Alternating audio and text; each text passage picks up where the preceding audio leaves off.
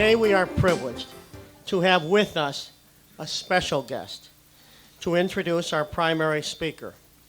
She is an internationally known and respected journalist. She is an author and activist who is second to no one in promoting women's rights. She is the founder and editor of Ms. Magazine.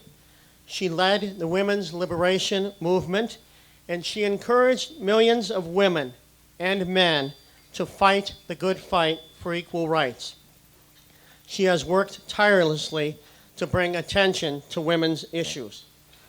Our guest speaker has founded and led not just one, but many organizations to advance women's causes. Voters for Choice, National Women's Political Caucus, Ms. Foundation for Women, the Coalition of Labor Union Women, Women's Action Alliance, and Choice USA.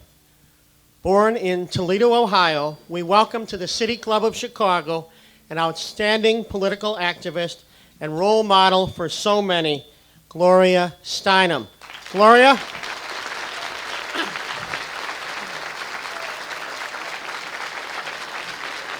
Thank you so much for coming. Thank you. Well, I want to thank you for allowing me to be part of this room full of energy and community and good hearts and good heads and earned power and caring. If we could make the rest of the world more like this room, we'd all be in very good shape. And it's great to see familiar faces all the way from Carol Moseley Braun, who gave me the only moment when I was ever noticed by the Wall Street Journal. Because we'd been walking the streets of Chicago together, and so when they said Braun wins Senate, underneath was a tiny little slug that said, Steinem helps. And then there's Irv Kupcinet, who gave me my biggest Shrek of any time on television. Shrek, that's a word here too, as well as in New York, right? Okay. Because I was a guest on his show together with Gloria Swanson. We were sitting together on a couch. He was interviewing us both, and he turned to us and said, Gloria, tell us about your affair with Kennedy.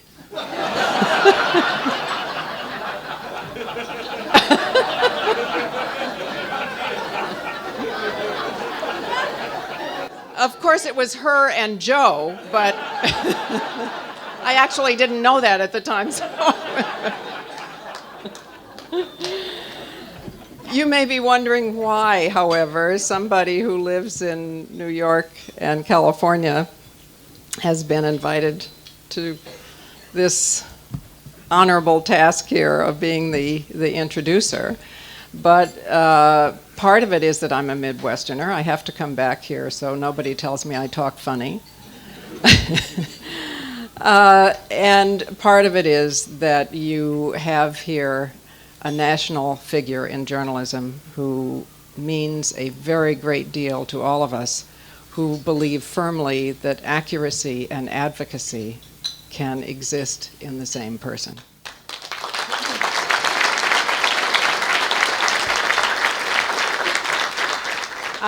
You might also wonder why it is that I, who am here for events for Voters for Choice, a pro-choice political action committee, and also here to introduce Steve Neal, find that these two things go absolutely together. And that's because it's how we met. 10 years ago, when we were working on the late-term abortion issue and all the misunderstanding and difficulty and subtlety and importance of that issue. And I was here with Judy Gold, who is the Midwest director of Voters for Choice, and Maureen Britell, who is the executive director of Voters for Choice now, but who then was a woman who had experienced the tragic necessity of late-term abortion and had the courage to tell her story, and it was her story that helped to change minds in Congress and to make then President Clinton understand how important this issue was to change him. And with June Rossner, when we were here working on that very difficult issue, it was Steve Neal who came through for us with accuracy and understanding and explanation that helped everyone to understand that a woman's life is also a human life. 2 years ago, when we were working on Medicaid-funded abortions, trying to make sure that poor women have the same right to make their own decisions as the rest of the women in the country, and that right was about to be taken away in Illinois, again, Steve Neal was there for us. So it makes perfect sense to me that I am here, even if I'm from the wrong state, and I am here in otherwise what might seem to be diverse reasons, because they really all come together. Which actually allows me to make a shameless plug for a benefit for Voters for Choice at 4 o'clock in the Four Seasons, 4-4, you can remember it. So come and help us make sure that Lisa Madigan and Rob Blagojevich get elected, right? So, and I want you to know we are bipartisan. I keep quoting Lee Grant, who once said to me that she had been, you know Lee Grant, the actress, and she said to me memorably a long time ago, she said, I've been married to one Marxist and one fascist, and neither one took the garbage out. So it's clear that some fundamental human rights go deeper than party labels, and we understand that too. But it's also clear that what endangers us most in this country is an alienation of too many people from the democratic process. It has become more difficult to vote in this nation than in any other democracy in the world, more physically difficult. Even in India, with all the problems of illiteracy and poverty, 70% of people turn out to vote because it is made possible to do so. The polls stay open for many days. It is physically possible. And I think also we must admit that another force alienating us from the democratic process is a habit of too many in our media to behave as if objectivity requires being even-handedly negative and to report on solutions, on problems, but not on solutions. And that is part of the reason that we in the nation and in this city treasure a voice like that of Steve Neal. I think in the world we are beginning to see that our responsibility for the lack of democracy in much of the world is also giving untold and unfair power to the few folks in this country, to the too few folks in this country who do vote. I had a kind of aha the other day when I realized that governments that depend on taxation for their money have to have some degree of consent from the governed. It may be limited, it may be corrupt, it may be imperfect, but if you depend on taxes, your citizens have to consent to some degree to the government. This is not true if the government depends entirely on oil revenues and not at all on consent of the governed. It is intrinsic to the problems we have that we are not only failing to perfect our own democracy, but supporting the least democratic forces in the world by supporting, by remaining hooked on the drug of oil, and therefore remaining a country that supports the pushers of this drug, and we remain in thrall. All of this means that the kind of personal voice, the kind of love of the democratic process, of knowledge about the democratic process that Steve Neal represents. He reminds me of, you know how certain movie junkies can tell you who did a 30-second close-up in Babes of Toyland in 1934? Steve knows that about the political world. He knows the detail, he knows the big picture, he has a love of it that brings other people to it. And in so doing, he is doing in history and in the present, both. Very rare that those two things go together. Very rare that someone brings history alive and also writes about the current political process. I'm not sure I can think of anyone else who does this in the same way that Steve Neal does. He is building the single most precious and needed bridge for us, and that is a bridge into democracy so that one day we can finally have a country in which everyone matters. My friend, my journalistic mentor, Steve Neal.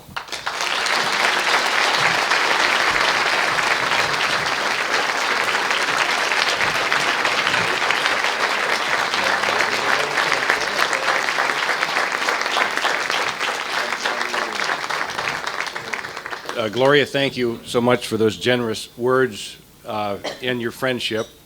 From the beginning of this project, there was never anyone else I seriously thought about for doing a foreword, because if there's anyone whose work, not only in this country but around the world, represents the ideals of Eleanor and Harry, it's Gloria Steinem. From her work in India to her work with Cesar Chavez, to this fight for reproductive choice, civil rights, ballot access in this country, she has always been there. I also have a personal connection I want to thank for the Ms. Foundation for Take a Daughter to Work Day, which I'll get to those two later. And on another level, I had never thought about being a political columnist when I was growing up. I had wished I knew how to shoot a hook shot or something, but I was a sports writer. And my dad was a coach, and I had one brother who's an all-star athlete, and the other one's a pretty fair runner. But I did become engaged in the late 60s with an exciting new magazine called New York, in which Gloria wrote and launched a column called The City Politic with her friends Pete Hamill and Dick Reeves. Dick has been a friend of mine for 30 years and a mentor, and it remains a close friend, and showed that political writing can be fun, original, hard-hitting, and capture the personality of a city, which I think New York under Clay Felker did better than any magazine I've ever seen. Gloria also showed you can have a sense of humor. One of my favorite columns she did, I can still remember, is Spiro Agnew really W.C. Fields, which I'm still wondering. I went to the Columbia Journalism School during a sort of a tumultuous year in New York history. It was the year of the Attica, and of if you've seen the movie Serpico, the Knapp Commission, and we had the French Connection opened up that year, include two great movies, John Iltis, based in New York, and we had a number of great panels at Columbia, and one of them, near the end of the year, was a panel of distinguished woman editors, including Helen Gurley Brown, Pat Carbine, Deanna Vreeland of Vogue, and Gloria, who had just launched Ms. Magazine. Somehow the topic came up, or whatever, Gloria was got a question and about fashion magazines. She said, well, I've never been the Vogue type. Deanna Vreeland, this legendary woman that ran the fashion shows at the Museum of Modern Art and was pioneering it. It looks like she's a figure out of the movies in the 1930s, like Gloria Swanson, although Swanson was the 20s. But anyway, she says, Gloria Steinem says, I've never been the Vogue type. I wouldn't know. Deanna Vreeland looks at her and says, Gloria, you've always been the Vogue type. Well, you're also the Eleanor and Harry type, and I just thank you very much for your generous introduction and words. Thank you.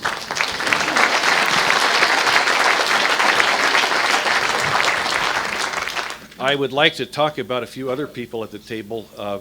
Lisa Drew came in from New York. Lisa and I have collaborated on 4 books in the last 28 years.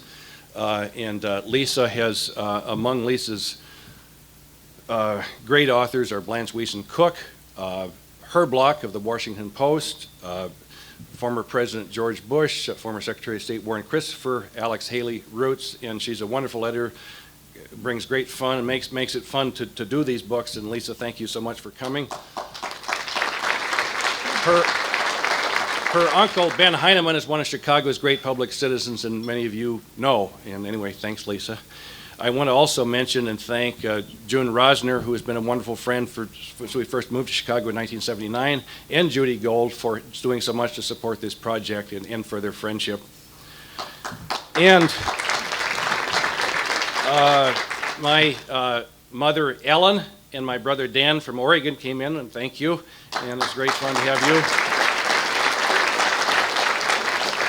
And my daughters, Erin and Shannon, who helped me with this book in a lot of ways. Erin put it on disc. I'm not particularly good with the computers or whatever. I was the last person sometimes to convert to the computer. And my wife, Sue, who has been such a great supporter. Thank you. Well, and I also want to note Clifton Truman Daniel, who has President Truman's grandson and a member of the board of the Truman Library, who does so much to support the activities of the Truman Library, and has written a wonderful memoir on his grandfather and has added to the cultural life of our city. Thanks, Clifton, for coming.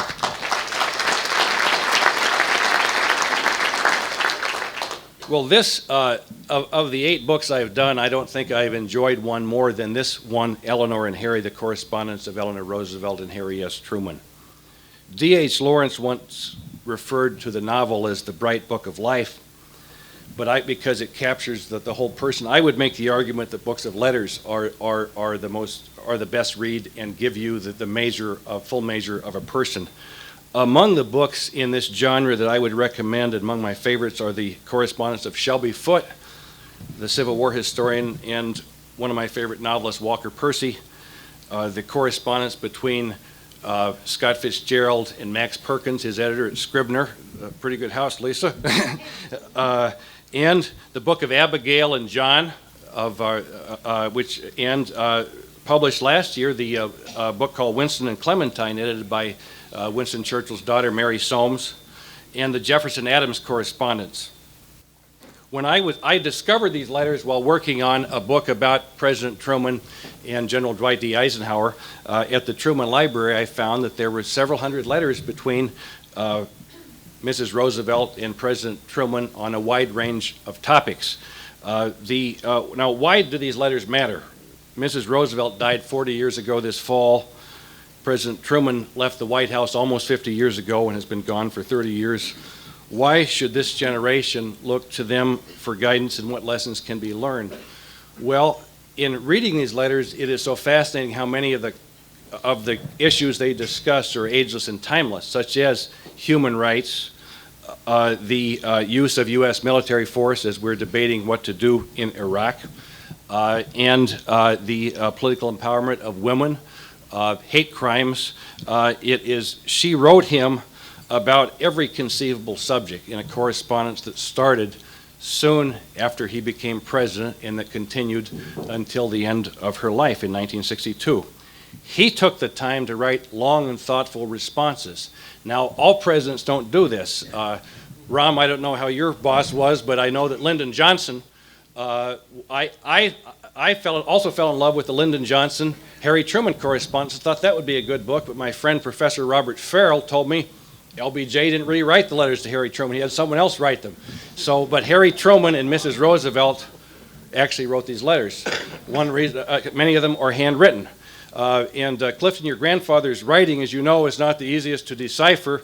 I was fortunate to have the help of our mutual friend, Professor Robert H. Farrell of Indiana, who was a biographer of President Truman and who had thought about doing this book himself. He also transcribed a number of Mrs. Roosevelt's letters, which her handwriting is even more difficult to decipher than President Truman's. And the archivists at both libraries were terrific in helping not only decipher some of the handwritten correspondence, but in putting in context things when a document would not be there.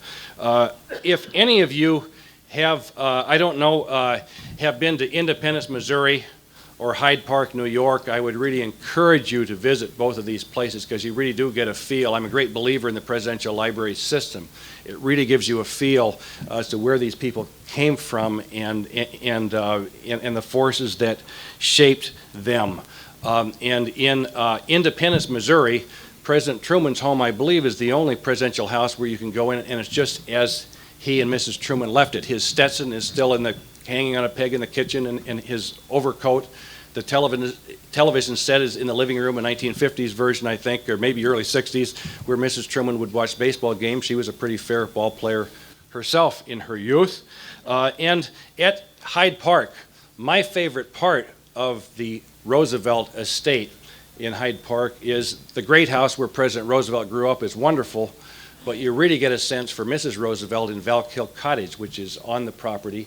And it's a very simple cottage. She did her column there often. She would always have a place in the city. There is a picture in the living room. She only has a few pictures in her living room, but one of them is a wonderful picture of her and President Truman together on the occasion of her 75th birthday in 1959. I have, as someone who grew up in the 1950s, President Truman was the first president of my lifetime. I don't remember him too well as president or at all. I do have very vivid memories of him and Mrs. Roosevelt later. And among the, I remember in Life magazine in 1959 had a great picture of the two of them. It was a double-page spread in which President Truman sort of denounced what he called hothouse liberals as elitists trying to write people out of the party and attacked the New York Post. And Mrs. Roosevelt had another view, but it was all with great affection. They would disagree on issues without being disagreeable and retain this affection until the end of her life. The one person I met and whose book I admire a lot is Joseph Lash, who did a book called Eleanor and Franklin that came out in 1971 that's based on the correspondence of Mrs. Roosevelt with President Franklin D. Roosevelt. And Joe Lash has also done several terrific books of Eleanor Roosevelt's letters. One is called Love Eleanor, and the other is called A World of Love. And you really get a sense, because she was one of the great letter writers in American history. I would make the argument that President Truman was probably the best letter writer among American presidents of the 20th century, along with Teddy Roosevelt. They just wrote terrific letters and put a lot of time into them. I thought at this point that I might share some of this correspondence with you.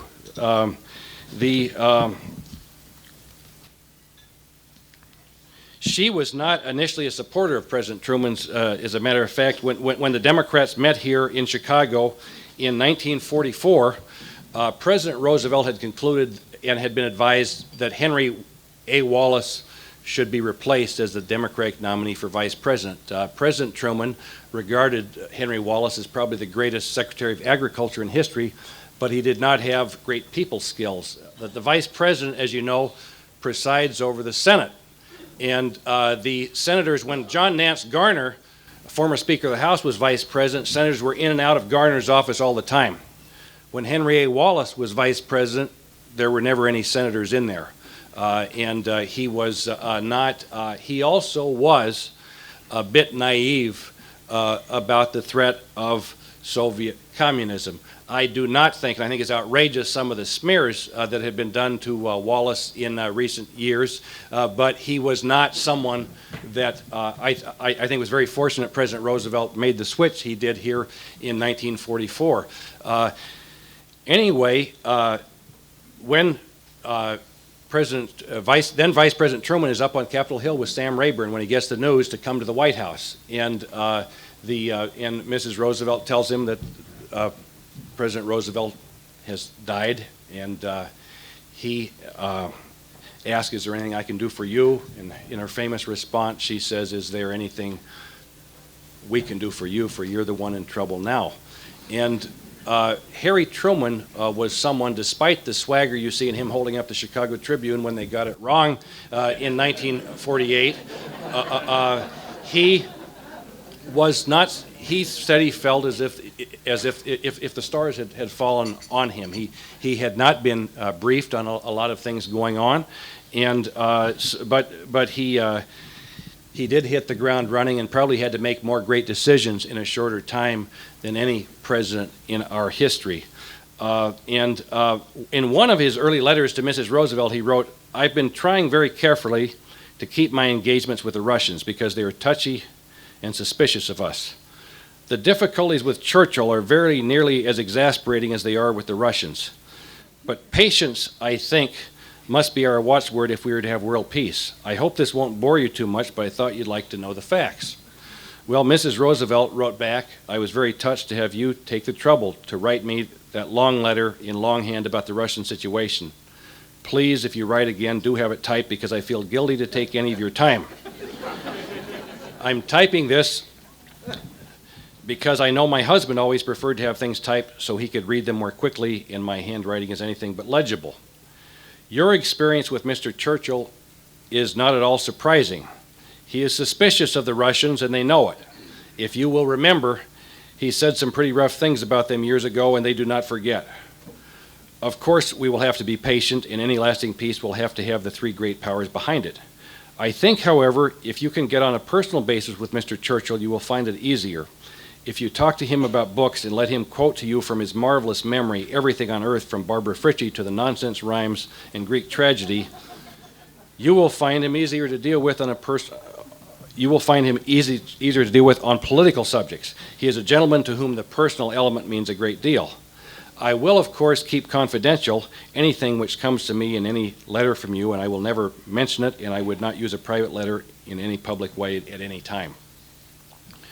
And when President Truman was interested fairly early on in his administration in getting Mrs. Roosevelt involved as a U.S. delegate to the United Nations, which one of his first actions as president was to address the San Francisco conference at which the UN was organized. She was reluctant to do this. She had turned down previous attempts to get her to run for public office, but in the end, she accepted when he asked her late in 1945 to become a delegate to the UN.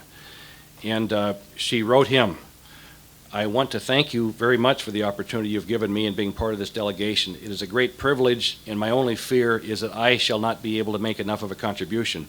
I do feel, however, that you were very wise in thinking that anyone connected with my husband could perhaps, by their presence here, keep the level of his ideals. Just being here, perhaps, is a good reminder, which I think is what you had in mind." Well, she was a lot more than being Mrs. Franklin D. Roosevelt. She was a very tough politician. She stood up over the course of her career to a number of tough politicians, including Harry Truman, including her husband Franklin Roosevelt, including Carmine DeSapio, the boss of New York's Tammany Hall that she helped overthrow. And she was someone who believed, as did General Eisenhower and General Marshall, that since the Soviet Union had been our ally in World War II, they would be our friend in the post-war era. She had great hopes for the United Nations, but when she was lied to and Soviets broke agreements with her, she gradually began changing as Henry Wallace did not. But she also, in the role at the UN, wrote a document. She became chairman of the Commission on Human Relations. One of the reasons why this book I felt is so timely is that the U.S., as you may have read last year, lost our seat on the UN Council on Human Relations. In this role, Mrs. Roosevelt was the chief architect of a document known as the Universal Declaration of Human Rights, which is sort of like a Bill of Rights for the world. So she turned out to be one of President Truman's really great appointments. And Truman had a terrific foreign policy team, including General Marshall, Secretary Atchison, Robert Abercrombie Lovett, General Eisenhower, some terrific people, and she is on that very short list. She, at the same time, while she was doing this important work on global affairs, followed domestic politics pretty closely. When the Republicans won control of the Congress in 1946, with their slogan was "Had enough," because the Democrats had really been in power since 1932 of everything, the White House and both houses of Congress, she wrote the president, "I know the elections have been a disappointment to you as it was to me. I'd expected some losses, but not quite such sweeping ones. However, I am not at all sure that you will not get as much out of a straight-out Republican Congress, which now has to take responsibility for whatever happens, as you got out of the type of opposition which the coalition of reactionary Democrats and Republicans created. President Truman responded, I certainly appreciated your note on the election. You are exactly right about the congressional situation. It couldn't be much worse than it was last winter. In fact, I think we will be in a position to get more things done for the welfare of the country, or at least to make a record of things recommended for the welfare of the country, than we would have been had we been responsible for a Congress which was not loyal to the party. Well, what happened then was that the Republican-controlled 80th Congress did go too far in domestic policy, which the Republican Congress did again in 1994. They did some great things in foreign policy, but they pushed the envelope, and President Truman was able to run against them very effectively in 1948 as the do-nothing, good-for-nothing Republican Congress that stabbed the pitchfork in the back of the farmer, and he carried states that had gone for Thomas E. Dewey and Wendell Willkie in 1940 and 44 because he related to our part of the country. It is something, though, after the 48 election, Mrs. Roosevelt was in Europe with the UN. She was in Paris. She wrote him, I want to tell you that when the news of your election reached Europe, there was general rejoicing. It gave to many statesmen and even to people in the street who felt that there might have been a change in our foreign policy, a sense of security that that which is now being done would be continued. And in that election year of 1948, think of the great decisions that he made. He recognized the democratic state of Israel against the advice of his own Secretary of State because he thought it was the right thing to do. He signed an executive order which Truman Gibson was among those advocating, and I was with Truman last year at the Truman Library when he spoke on the occasion of the anniversary of the desegregation of the armed services. And General Colin Powell made a rather remarkable statement a few years ago that this was political. Well, if it was political, I wonder why 85% of the American public was against it. President Truman did it because he thought it was the right thing to do. And he also faced, in that year of 1948, the first battle of the Cold War in which the Soviets cut off access to Berlin. And the Berlin airlift is one of the great stories in the post-war era, and President Truman and General Lucius Clay helped preserve freedom in West Berlin by their actions, and without a war. I think that Truman in the Berlin airlift, like John F. Kennedy in the Cuban Missile Crisis in 1962, showed great restraint, and I think that's one of the reasons why we think of him now as among our greatest presidents. Now, he could be President Truman could take some things sort of personally, and one person that he was not a particularly big fan of was someone, Jay, who was among your founders at the Chicago City Club, Harold L. Ickes, a graduate of the University of Chicago and an old Chicago political columnist. And Ickes had been Secretary of the Interior. He was the only member, I think, other than Francis Perkins, who served throughout the whole Roosevelt era in the cabinet. And Ickes resigned in protest as Secretary of the Interior when President Truman tried to name a friend of his named Ed Pauley as Secretary of the Navy. And it was a very public resignation, which was embarrassing to President Truman. Mrs. Roosevelt was looking forward to having President Truman up to Hyde Park because on the first anniversary of President Roosevelt's death, the Roosevelt home was going to be given to the National Park Service, and which it has been ever since. And she wrote him, Dear Mr. President, I know you're planning to attend the ceremonies at Hyde Park on April 12th, and I should like to know if there's any way in which I could make your trip more comfortable. How many will be in your party? I understand it may not be possible for Mrs. Truman to accompany you.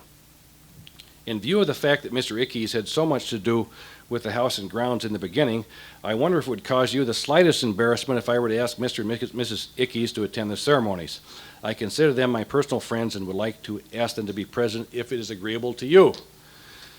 President Truman responded, Dear Mrs. Roosevelt, I am expecting to attend the ceremony at Hyde Park and to make a short address. I will have my military and naval aides, Mr. Ross, and possibly some members of the Roosevelt Memorial Foundation if they are able to come. Of course, I'll be most happy to have you invite Mr. and Mrs. Ickes. I never had any quarrel with Mr. Ickes. The quarrel was all on his side. He raised all the fuss and caused all the trouble himself, and I regretted it. But under the circumstances, there was nothing for me to do but let him quit. As you know, he had been trying diligently to quit ever since April 12th, but I always had great admiration for him and thought he was a good public servant.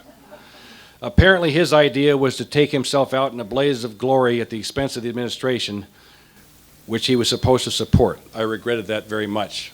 Well, Harold Ickes was a no-show. I suspect that he would have felt guilty about facing President Truman because I think he stabbed him in the back.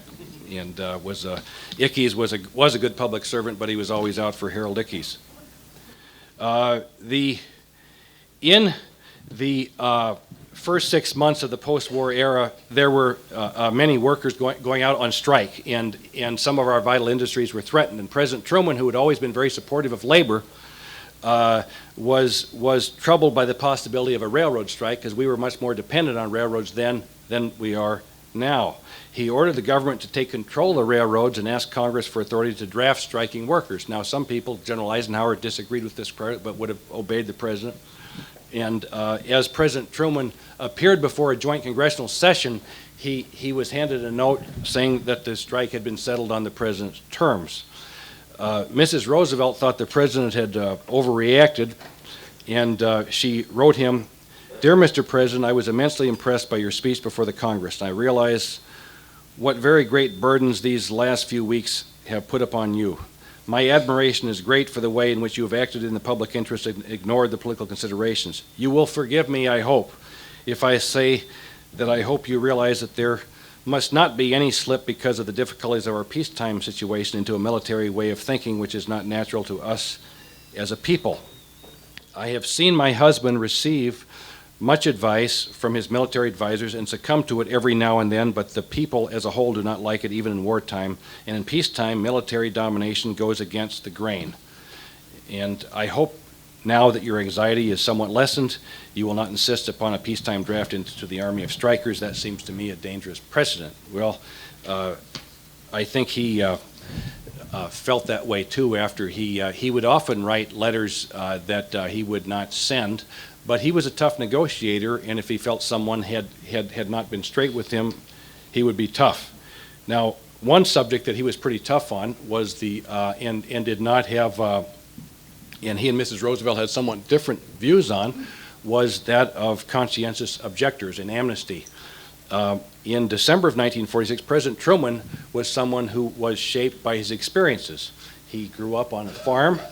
He was a veteran of World War I who had seen combat, and I think these two experiences gave him a lot of it really forged him and shaped him. When Mrs. Roosevelt said, "I'm enclosing a letter in release which I received. I've been asked to write you about the conscientious objectors. I think it might be wise to release these men who are still in prison." Well, President Truman responded, "Dear Mrs. Roosevelt, I appreciate very much your note enclosing a letter from the Committee for Amnesty for all conscientious objectors. This matter is being worked out in the Justice Department on the basis of individual cases. I don't think there should be a general release or pardon to those conscientious objectors who shirked their duty as citizens of the United States and profited by the actual risk of the men who were willing to fight. Some of the conscientious objectors are honestly objectors. A great many just didn't want to fight, and I know what I am talking about because I had experience with them in the First World War. We are trying our best to arrange matters so there will be no injustice done to any honest conscientious objector, but the malingerers should have all that is coming to them." Now he added a P.S. "The most sincere conscientious objector I have ever met was one on whom I placed a Congressional Medal of Honor not long ago. He served in the Medical Corps of the Navy and carried wounded Marines and sailors to safety on Okinawa under fire. He was a real conscientious objector who believed the welfare of his country came first. I shall never forget what he said to me when I fastened the medal around his neck. He said he could do the Lord's work under fire as well as anywhere else." Probably one of the toughest issues of the Truman era was the issue of the loyalty and security oaths. President Truman generally was a strong believer in civil rights and civil liberties. Mrs. Roosevelt was a great champion of both of these things throughout her life. But the Republicans were hitting him hard on this, and there were some. The Soviets did, in fact, were spying in this country, as were the Nazis during World War II. One of the ironies is, though, and the allegations that Truman lost China and the attacks on Dean Acheson were that most of them had been caught. And but Mrs. Roosevelt wrote him a very thoughtful letter. She says in 1947, "It happens that I have given up any activities with the Progressive Citizens of America," which was founded by her friend Henry Wallace, "because I'm convinced that there are people in the top levels of that organization that still are clearly connected with the Communist Party in this country, or are too chicken-hearted and afraid of being called red baiters. Therefore, they serve the purposes of the party." But she then noted the absurdity of guilt by association. "I remember when my husband and I heard about a list the FBI had of organizations that were considered subversive. And anyone who had contributed to these organizations was automatically considered to be questionable. My husband told me I could ask to see it. We spent an evening going through it. And believe it or not, my husband's mother was one of the first people named because she contributed to a Chinese relief organization. And both Secretary Stimson and Secretary Knox, former publisher of the Chicago Daily News, some of you may recall, were listed as having contributed to several organizations. Forgive me for writing a long letter again, but I've been troubled by what looks like a real chance that some of the methods of the Russians might be coming our way."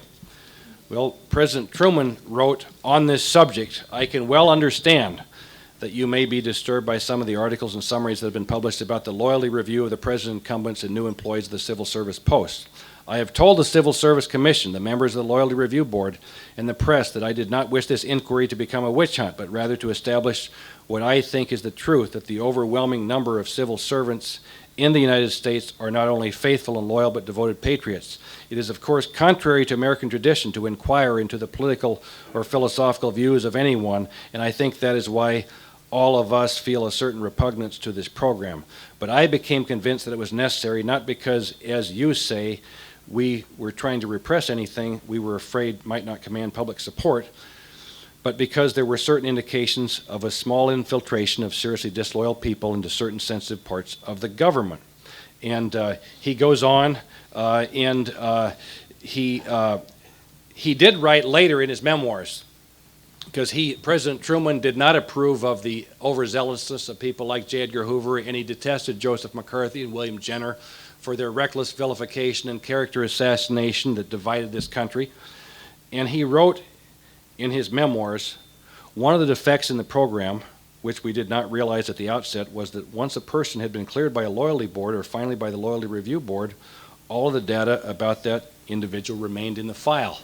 And I think that shows, again, Harry Truman's character to acknowledge when the government went too far and when they made a mistake, and how refreshing that is to see a public official who will do that. I think as we, on this anniversary of this terrible week, that I would like to leave you before taking a few questions with an article that Eleanor Roosevelt wrote that appeared after her death in 1963. And I think it's so applicable to today. Once again, we are in a period of uncertainty, of danger, in which not only our safety, but that of all mankind is threatened. Once more, we need the qualities that inspired the development of the American way of life. We need imagination and integrity, courage, and a high heart. Thank you so much.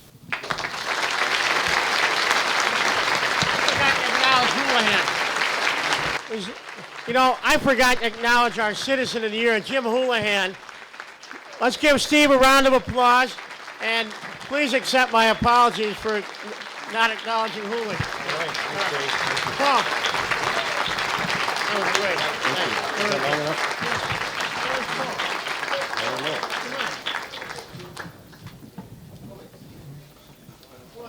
All right. All right. Anybody have a question?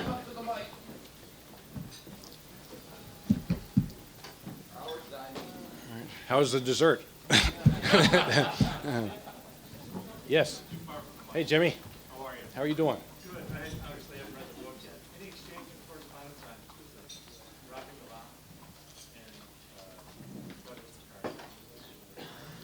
was the The question from Jim Prescott is: was there any correspondence on the dropping of the bomb and on the firing of General MacArthur, which was the most controversial decision of the Truman presidency. Yes, there was correspondence on both.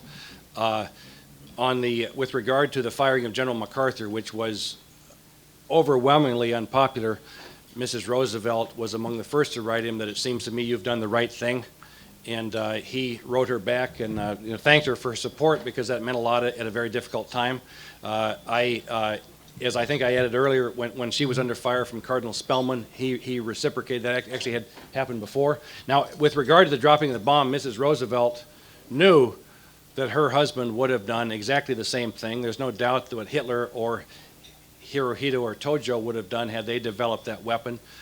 President Truman always said the toughest decision of his administration was the intervention in Korea, not the dropping of the bomb, and Mrs. Roosevelt supported that decision. There is a letter late in the book during his ex-presidency about that. She said that she questioned at the time the dropping of the second bomb, but she said that she also didn't have all the facts, and she and Truman do have an exchange on that. But it was on most of the great decisions, she was there for him, and he was there for her. One that I should mention that she was not was that she did not endorse him for renomination in 1948. 3 of Franklin Roosevelt's sons, led by Jimmy Roosevelt and FDR Jr. and Elliott, were trying to draft Dwight D. Eisenhower because they thought President Truman was a loser and Ike could win. Jimmy Roosevelt later said he was wrong, that he just didn't have faith that President Truman could win. And Mrs. Roosevelt did come through with endorsement in the fall. Yes? Harold Burke. Hi, Steve. As everybody in this room, I'm sure, feels, your remarks were most exciting, most revealing. And some questions that I have in mind, I feel sure I will find answered in your book, which I propose to take away with me today. And hopefully, and I'm sure many others will do that. I fought to get to the microphone, and by the time I arrived here, you were answering my first 2 questions. And yet I hated to surrender the the glory of my having arrived at this point. But I have created a question nevertheless, so all will not be in vain. And I propose it in this form. We now know of the correspondence of Eleanor and Harry Truman and of the previous correspondence revealed by Lash, whom you referred to. But I wondered if in the course of your research you found probable correspondence between Eleanor Roosevelt and other persons of significance which merit exploration and publication in the interest of designing a total profile of the personalities. Well, that's a good question about Mrs. Roosevelt's correspondence. Are there, because her letters, some of her letters have been published. I think Joe Lash did a wonderful job with those 2 volumes that I referred to.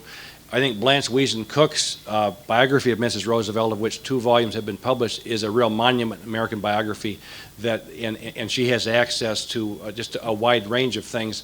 I think it would be terrific if someday someone would publish a complete letters of Eleanor Roosevelt, as we have of Franklin. Their son Elliott edited a terrific 3-volume edition of Franklin's correspondence, and I do think it would fill a void if Eleanor could have equal representation, because her letters are terrific, and she was very prolific, and she lived a long time. Steve, thank you very much, and may I take the further privilege of subjoining to my question one other. Did you, in the course of your examination of the writings, find yourself skilled in determining whether some of the writings of Harry Truman were indeed his own writings, rather than substitute or mechanical writings, particularly signatures and messages on a whole variety of photographs, of which I have one? Well, I'm sure that President Truman probably had some people sign some other things, but I can, his letters to Mrs. Roosevelt, he wrote himself, and he was an avid correspondent and reader, and he also treated people with great respect, such as her, for whom he had very high regard. And but it was a real privilege to have worked with the letters of both of them. Thank you very much, Steve. I'm going now. Thank you.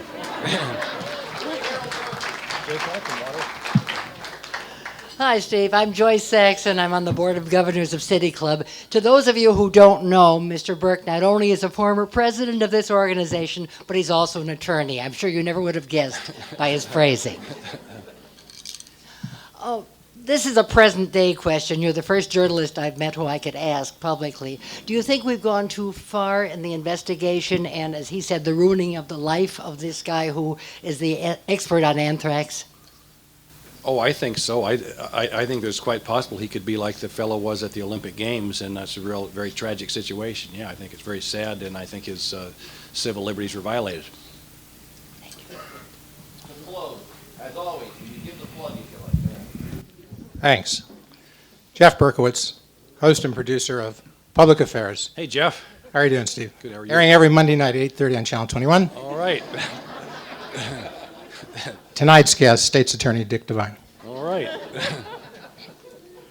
Taking us, I'm glad that Joyce took us to modern times, or more modern times. What would Harry and Eleanor say about who should be the next member, the next person appointed as the Democrat member of the House Ways and Means Committee? I see that Congressman Danny Davis, I don't think, is here.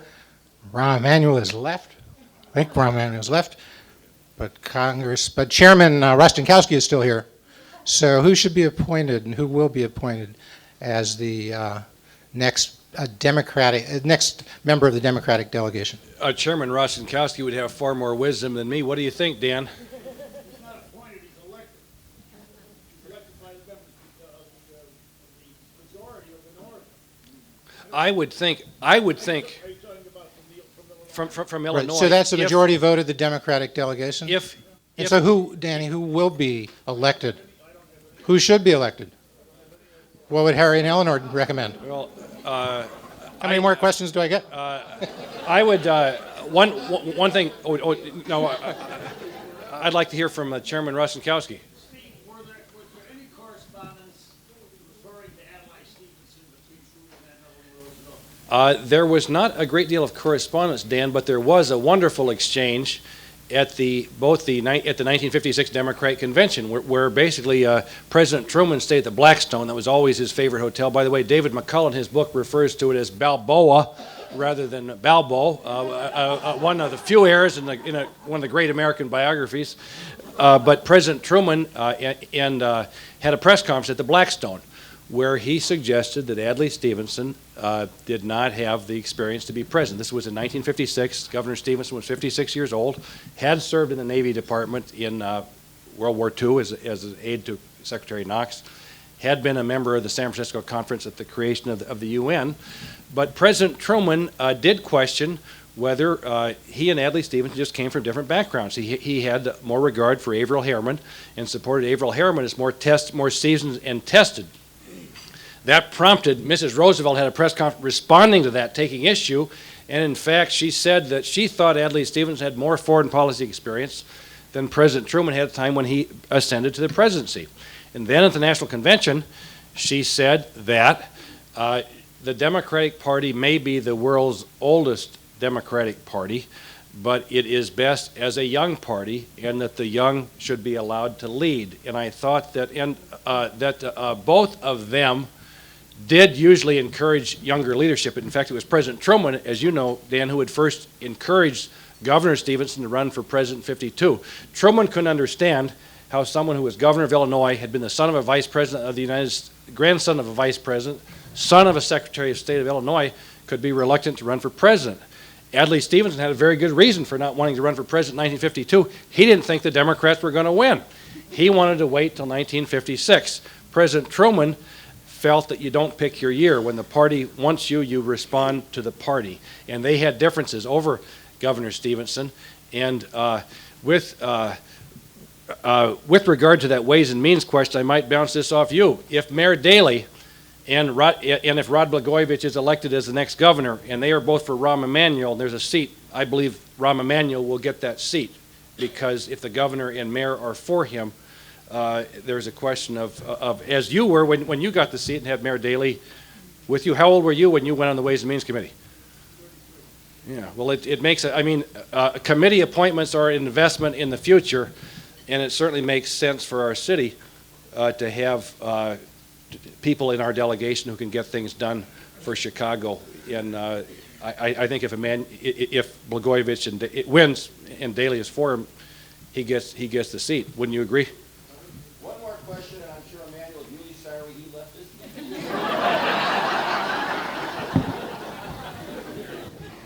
Yes. I'm Dr. Vish from Villas Development Corporation. Steve, I just wanted to inform you, Eleanor's letters have been published by Professor Kamala Chowdhury at the Indian Institute of Management in Ahmedabad, India. And I have had Eleanor's letters as part of my curriculum in the MBA program in written analysis and communication. I'll be happy to give her name and address and contact Professor Chowdhury. She has published it in India. Well, that's wonderful, and I think very fitting, because Mrs. Roosevelt was so interested in India and in the countries beyond North America, and she had a very special and visited India. As you know, that was one of the great ambitions in her life to go there, and she did. She was a great admirer of Governor Chester Bowles, who was our ambassador there in the 1950s. Also, thank you. I didn't know that. Thanks so much. Thank you.